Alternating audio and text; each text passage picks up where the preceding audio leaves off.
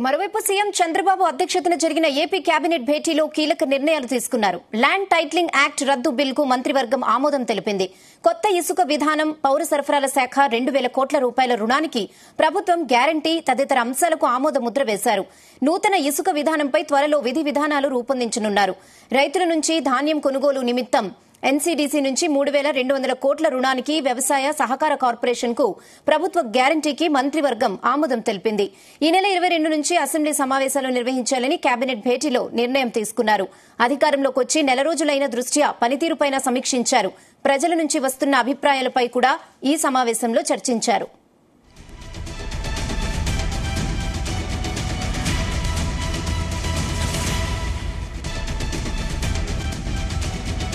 ఇదే విషయంపై మరిన్ని అప్డేట్స్ మా ప్రతినిధి యశ్వంత్ అందిస్తారు. యశ్వంత్.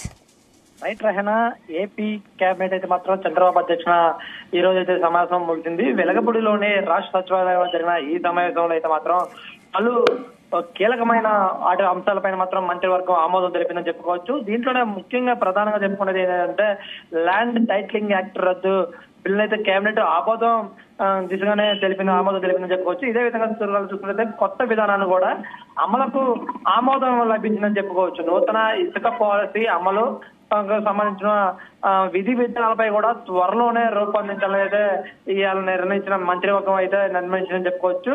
అదేవిధంగా పౌర సరఫరాకు సంబంధించిన ఆ శాఖకు 2,000 కోట్ల రుణం తీసుకునేందుకు కూడా ప్రభుత్వం గ్యారంటీగా ఆమోదం లభించింది. మనం చూసుకోవచ్చు. ఇట్లా ఇప్పుడు మొన్నటిదాకా జరిగినటువంటి ఈ ఏదైతే పౌర శాఖ సంబంధించినటువంటి రాజేంద్ర మనోహర్ తనిఖీలు చేపట్టిన వాటికి సంబంధించి పలు అంశాలపైన కూడా ఈ కేబినెట్ అయితే ఆమోదం తెలిపింది. ఇప్పటికే చూసుకుంటే రైతుల నుంచి ధాన్యం కొనుగోలుకు సంబంధించిన ఎన్సీడీఎస్సీ నుంచి 3,200 కోట్ల రుణానికి ఈ కేబినెట్ అయితే గ్రీన్ సిగ్నల్ లభించింది. ఈ మేరకు రుణం తీసుకునేందుకు కూడా వ్యవసాయ సహకార కార్పొరేషన్ కు ప్రభుత్వం గ్యారంటీ కూడా కేబినెట్ ఆమోదం తెలిపిందని చెప్పుకోవచ్చు. మరో కాగా చూసుకుంటే పంట బీమాకి పథకానికి ప్రీమియం చెల్లింపుకు విధి విధానాలు కూడా ఖరారుగా ఒక కమిటీ ఏర్పాటు చేసి ఈ మేరకు 3 మంత్రులతో ఈ కమిటీ నిర్మాణాలు చేయాలని చెప్పేసి అయితే ఆమోదం తెలిపింది. ఈ కేబినెట్ లో ఏదైతే రైతు రుణానికి కేటాయించిన ఏదైతే కమిటీ ఉన్నాడో దాంట్లో కూడా అచ్చెన్నాయుడు, అనగానే సత్యప్రదేశ్, నాదెండ్ల మనోహర్ కూడా వీరి ముగ్గురుతో ఏర్పాటు చేసి ఈ కమిటీని కూడా ఏర్పాటు చేస్తున్నారు. వీరు కూడా రాష్ట్రంలో పలు సమయాల్లో కూడా విధి విధానాలు తిరిగి రైతులకి కావాల్సిన విధానాలపై కూడా ఈ కమిటీ పూర్తి విధానాలు త్వరలో కూడా అందజేయనుంది. అదేవిధంగా చూసుకుంటే 2 రోజుల్లోనే చర్చించి మాట్లాడి ఒక నిర్ణయానికి కూడా ఈ కమిటీ రానుంది. దీనిపై కూడా పూర్తి సమాచారాన్ని 2 రోజుల్లో చంద్రబాబుకి అందజేయనున్నారు. ప్రీమియం చెల్లింపు స్వచ్ఛందంగా రైతులు చేయాల్సిన లేక ప్రభుత్వం చెల్లించాలా అనే అంశాలపై కూడా ఈ 2 రోజుల్లోనే ఖరారు చేయాలని చెప్పేసి కమిటీకి అయితే మాత్రం చంద్రబాబు అధ్యక్షుడు అయితే సూచించారని చెప్పుకోవచ్చు. ఇక చూసుకుంటే సంక్షేమ పథకాలు అనేక హామీల పైన కూడా ఇది జరిగింది. ఇప్పటికే పూర్తిగా ఈ నెలపై వచ్చే నెల ఆగస్టు 15 నుంచి ఇటు ఆర్టీసీ మహిళలకి కావచ్చు, అన్న క్యాంటీన్లు కావచ్చు, అదేవిధంగా పలు కీలకమైన అంశాలపైన కూడా అయితే మాత్రం ఈ కేబినెట్ సమావేశం నడుస్తుందని చెప్పుకోవచ్చు.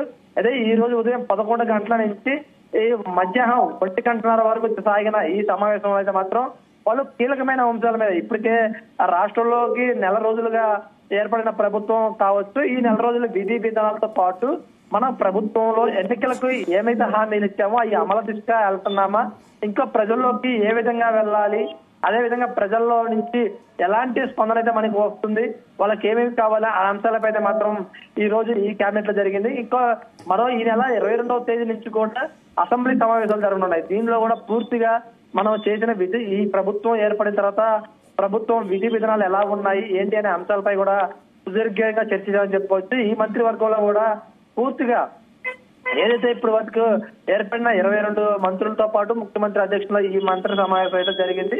దీనికి కూడా సుదీర్ఘంగా 2 గంటల పాటు కూడా ఈ మంత్రివర్గ సమావేశం జరిగింది. దీంట్లో కూడా ప్రధానంగా ఇసుక ఒకటి, అదేవిధంగా మన గత నెలలోనే ఏదైతే పింఛన్ పంపిణీ, అదేవిధంగా గత 3 నెలల నుంచి కూడా 7,000 రూపాయలు ఎన్నికలు ఇచ్చిన హామీ పరంగా 7,000 రూపాయలు ఇవ్వడం, అది ప్రజల్లో ఏ విధంగా వెళ్ళింది, దాన్ని నెక్స్ట్ నుంచి ఏ విధంగా తీసుకెళ్లాలనే అంశంపై కూడా సుదీర్ఘంగా చర్చించారు. అదేవిధంగా నెక్స్ట్ నెల ఏదైతే ఆగస్టు నెలలో కూడా అన్నా క్యాంటీన్లు ఇప్పటికే 183 అన్నా సెంటర్లను కూడా చంద్రబాబు ఆమోదించగా దాంట్లో కూడా చంద్రబాబు పవన్ కళ్యాణ్ కూడా మరో కొన్ని క్యాంటీన్లు తీసుకొని వాటికి సంబంధించిన కూడా ఎలా ముందుకు సాగాలి.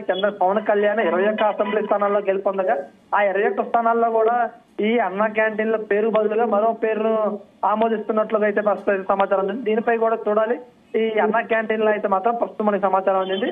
మనం రేపు ఆగస్టు 15 నుంచి మహిళలకి ఎన్నికల సమయంలో ఏదైతే హామీ ఇచ్చారో ఫ్రీ మహిళలందరికీ కూడా ఫ్రీ బస్సు, అది పట్టణం నుంచి గ్రామాల వరకా లేకపోతే గ్రామాల నుంచి ఒక జిల్లా స్థాయి వరకు ఉండదు అనేది కూడా ఈ కేబినెట్ లో ఉంచారు. దీనిపై కూడా మంత్రులు కూడా దీని ప్రత్యేక బిల్ అనేది మాత్రం రేపు అసెంబ్లీలో ప్రవేశపెట్టనున్నారు. దీనిపై అదే కాకుండా కూడా ఇప్పటికే రాష్ట్ర బడ్జెట్ కి సంబంధించి కూడా ఇప్పటికే ఆమోదం చేశారు. దీనిపై కూడా సాయంత్రం కూడా ఢిల్లీకి ముఖ్యమంత్రి చంద్రబాబు అయితే మాత్రం వెళ్ళన్నారు. అమిత్ షాతో కూడా ప్రత్యేకంగా భేటీ కానున్నారు. దీంట్లో కూడా రాష్ట్ర బడ్జెట్ కు ఏ విధానాలు ఉన్నాయో అనేవి కూడా చర్చించేందుకైతే మాత్రం ముఖ్యమంత్రి ఢిల్లీ వెళ్తున్నట్లయితే సమాచారం అందుతుంది. రహేనా యశ్వంత్, అంటే మీరు చెప్పినట్టు ప్రజల నుంచి స్పందన ఎలా ఉందో తెలుసుకుని మరి ఇక్కడ ఈ సమావేశంలో చర్చించినట్లు చెప్తున్నారు. అంటే ప్రజల నుంచి అలాంటి అభిప్రాయాలు వస్తున్నాయి అన్న విషయంపై. సో ముఖ్యంగా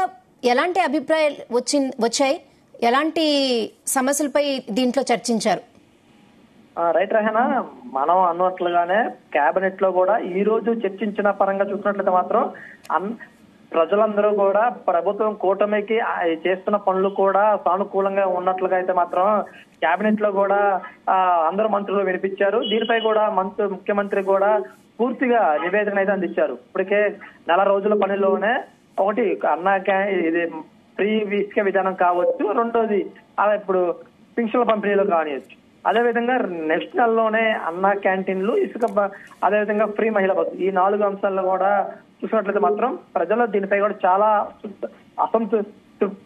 తృప్తితోనే ఉన్నారు. ప్రజలందరూ కూడా ఆనందం వ్యక్తం చేస్తారనే విధంగా మాత్రం అయితే మంత్రులు అయితే ఈ విషయాన్ని ముఖ్యమంత్రికి అందించారు.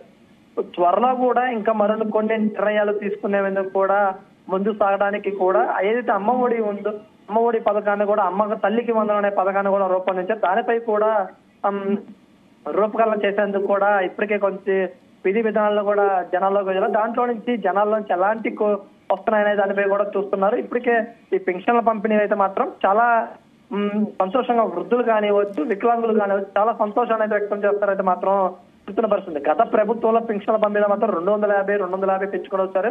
కానీ కూటమి ప్రభుత్వం అధికారంలో రాగానే 1000 రూపాయలు పెంచడంతో మాత్రం ప్రజల్లో చాలా ఆనందం వ్యక్తం చేస్తారని చెప్పి మాత్రం అయితే ఉన్నారు. ఇంకో విధంగా చూసుకున్నట్టు మాత్రం ఇప్పటికే గత ప్రభుత్వంలో చేసిన కుంభకోణాలు కానివచ్చు, అదే చట్ట వ్యతిరేకంగా తీసుకొచ్చిన జీవోలపై కానివచ్చు, వీటన్నిటిపై కూడా సుదీర్ఘంగా చర్చించారు. జీవోలకి ఎలాంటి జీవోలు తీసుకొచ్చారు, వాళ్ళపై ఎలాంటి చర్యలు తీసుకోవాలనేది మాత్రం ఈ కేబినెట్ లో చర్చలు అయితే సాగాయి. రహేనా. Okay Yashwanth, thanks for the updates.